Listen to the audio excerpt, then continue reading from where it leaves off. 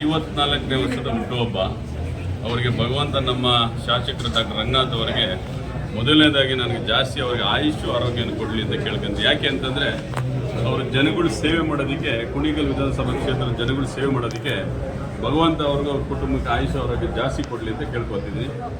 ಅವರು ಈ ಹುಟ್ಟುಹಬ್ಬ ಅಂತವೆಲ್ಲ ಅವರೆಲ್ಲ ಆಚರಿಸ್ಕೊಳ್ಳಲ್ಲ. ಅವರು ಪ್ರತಿ ವರ್ಷ ನಾವು ಬಲವಂತದಿಂದ ನಾವು ಎಲ್ಲಿದ್ದಾರೆ ಹೋಗಿ ನಾವೆಲ್ಲ ಸ್ನೇಹಿತರಲ್ಲಿ ಹೋಗಿ ಒಂದು ಗಾರ್ಲೆಂಡ್ ಮಾಡೋಕ್ಕೂ ಅವ್ರು ಅವಕಾಶ ಕೊಡಲ್ಲ.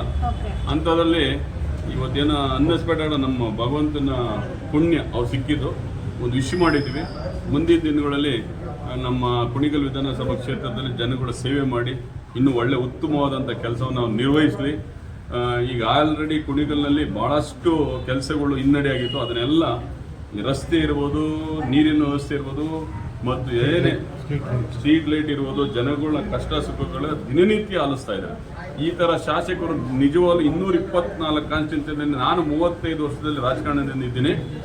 ಇದು ಏಕೈಕ ಶಾಸಕರಂತಲೇ ಡಾಕ್ಟರ್ ರಂಗನಾಥ್ ಅವರಂತ ನಾನು ಹೇಳಕ್ಕೆ ಇಚ್ಛೆಪಡ್ತೀನಿ. ಮುಂದಿನ ದಿನಗಳಲ್ಲಿ ರಾಜಕೀಯ ಭವಿಷ್ಯ ಇನ್ನೂ ಬಹಳ ಉಜ್ವಲವಾಗಿರ್ತದೆ. ಇನ್ನು ಎತ್ತರದ ಮಟ್ಟಕ್ಕೆ ಬೆಳೀತಾರೆ.